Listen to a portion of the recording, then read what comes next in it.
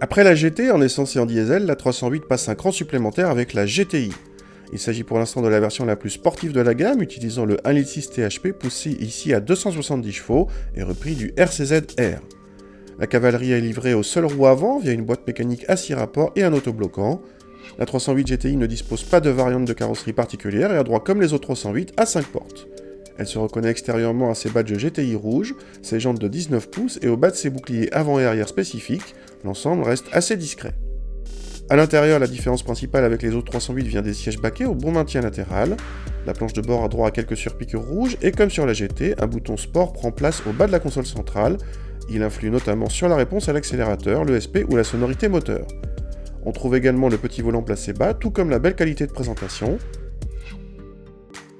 À l'arrière, rien ne change par rapport aux autres 308, l'habitabilité permet d'accueillir 2 adultes sans problème et le coffre est l'un des plus généreux de la catégorie.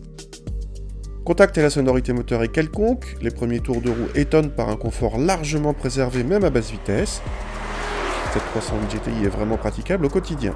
Question performance, cette 308 GTI fait aussi bien selon les mesures qu'une Mégane RS Trophy avec 26 secondes 4 pour le kilomètre départ arrêté. Le train avant montre une excellente motricité, difficile à prendre en défaut sur le sec. L'autobloquant fonctionne mieux que celui de la Mégane RS en sortie de virage.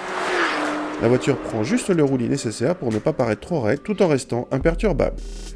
L'arrière est assez sage, trop pour ceux qui cherchent des sensations, mais rend l'ensemble très efficace et facile. Mais le plus bluffant reste le compromis efficacité-confort, tout simplement exceptionnel. Petit bémol, on aurait aimé une commande de boîte à la course moins longue.